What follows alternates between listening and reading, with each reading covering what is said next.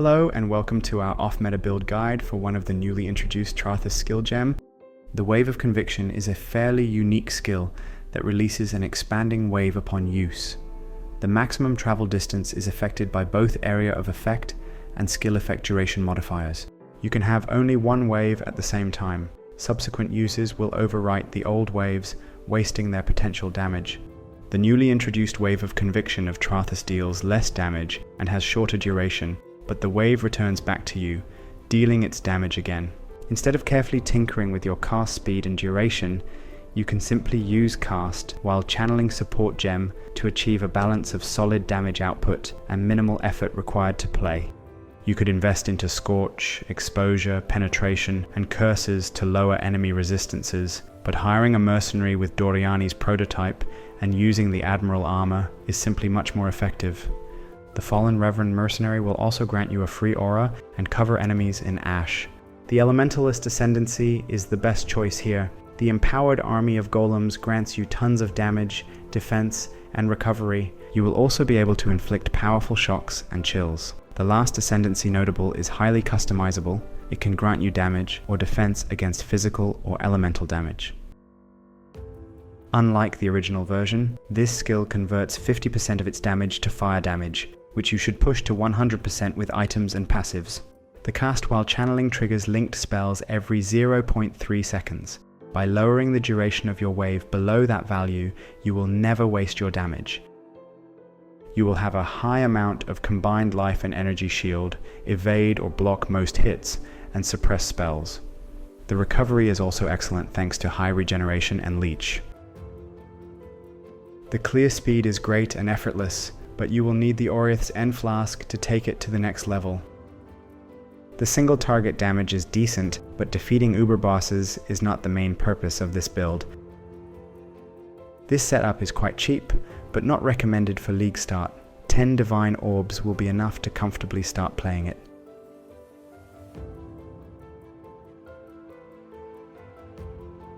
There are no mandatory unique items necessary for the build functionality, but some of them offer a massive boost for a relatively low price. Most notably, the Admiral and Doriani's prototype armors will take care of elemental resistances of your enemies, while Dragonfang Amulet and Light of Meaning greatly increase your damage. The Admiral armor allows you to take advantage of the Doriani's prototype setup on your Mercenary, even on non-lightning builds. It also grants you a chance to ignite, which will be useful for the fire mastery. Divinarius is a very good and straightforward option for your weapon. It improves your damage against bosses while increasing area of effect and stabilizing critical strike chance for clearing. With the Stampede boots, your movement speed will always be the same, even during channeling the Cyclone. It also provides a decent boost to mana regeneration, which is very helpful. Replica Dragonfang's Flight greatly boosts gem levels of a chosen skill and lessens the attribute requirement on your items. The improved reservation efficiency is also useful, especially on a lower budget. The Light of Meaning jewel provides over 200% increased fire damage while picking mostly defensive notables in the Scion area. Make sure to pick the correct version that boosts your fire damage. Unnatural Instinct jewel makes the Light of Meaning even more effective while also improving your area coverage. Its radius also includes 2 small duration nodes, which perfectly balances out the less duration support gem. The Watcher's Eye is a usual addition to every build that uses multiple auras. You will use Zealotry, Grace, and Clarity. The modifiers for those aura can grant you some damage and valuable defenses. With this set of jewels, you can get Bringer of Ruin notable for a very cheap price. However, jewel sockets are very limited here. You would have to give up on the rare jewel and Watcher's Eye. It is a better option for your damage, especially early on, but you will lose valuable defenses. To improve your damage, you should focus on gem levels, critical strikes, and increases to elemental damage.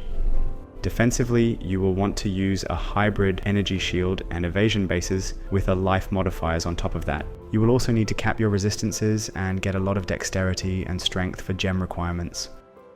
You can't use wands, as you still need to use Cyclone, but the scepters and rune daggers can provide plenty of caster bonuses as well.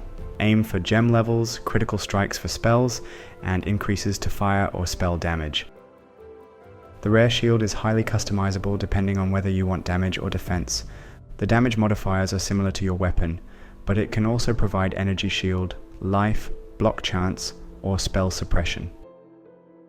The helmet is an exception, as you will want a pure energy shield base to make the best use of the energy shield mastery. It should also grant you maximum life and resistances. Use Crafting Bench to add evasion rating, which will enable the mastery for 15% spell suppression chance.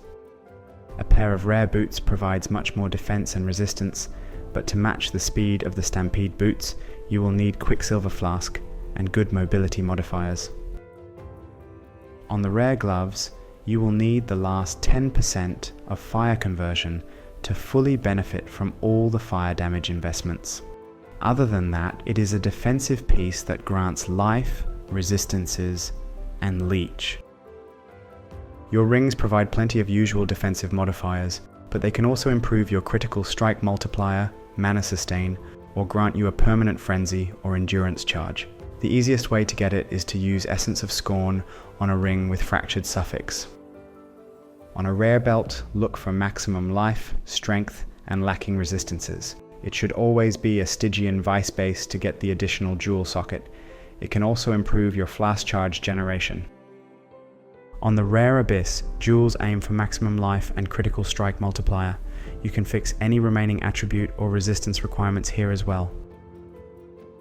On the regular rare jewel, look for life and critical strike multiplier. It can also provide a bit of lacking resistances or attributes, or make you immune to corrupted blood. The Oriath's End Flask greatly boosts your clear speed by exploding your enemies. Thanks to the generic golem bonuses, the explosions will be very deadly, making it a nearly mandatory flask for any elementalist build out there. On the other hand, the bottled Faith Flask is used to massively improve your damage against powerful foes. The bonuses are only affecting enemies on the consecrated ground, so use it wisely. For the remaining magic flasks, we recommend getting a life flask with bleeding removal, jade flask with an increased evasion rating modifier, and a diamond flask with critical strike chance modifier. If you use rare boots, you will also need the Quicksilver Flask for extra movement speed. The addition of Mercenaries allows you to greatly boost your damage and invest heavily into defenses instead. The best mercenary to hire is the Fallen Reverend, which offers the Zealotry aura. He can also wear the usual Doriani's prototype setup. Rest of the items should focus on boosting survivability.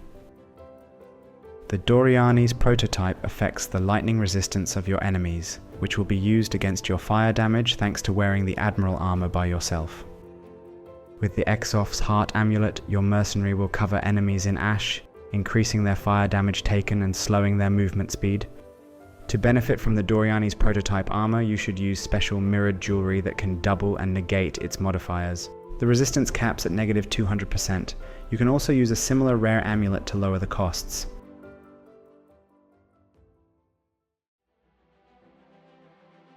Wave of Conviction of TRARTHUS releases a wave in Nova around you, which travels back after reaching maximum distance.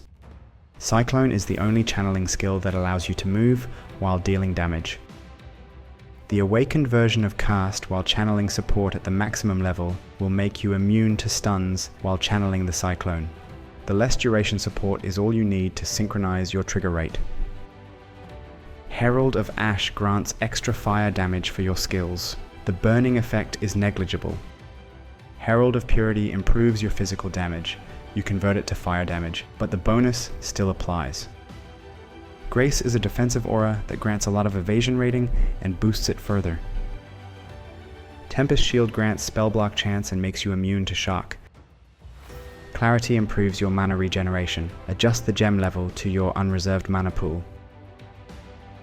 Use the Enlightened support to lower the mana reservation of your most impactful auras.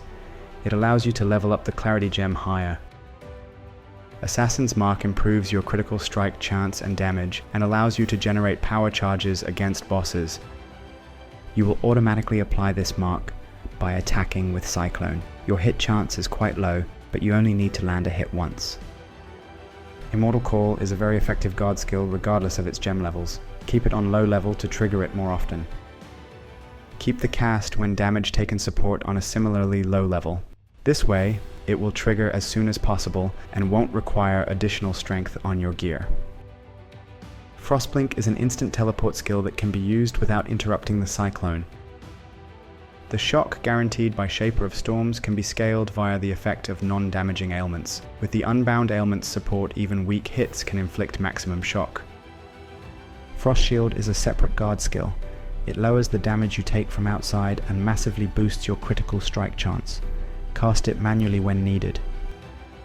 You will have several golems at your disposal. The Flame Golem greatly improves your damage and area of effect. The Stone Golem offers a large amount of life regeneration and increases your defenses, which means energy shield and evasion. The attack or cast speed bonus granted by the Lightning Golem is unfortunately wasted here, but you need it for the mana regeneration. The Transfigured Stone Golem of Safeguarding provides extra protection against melee hits by absorbing a portion of the incoming damage.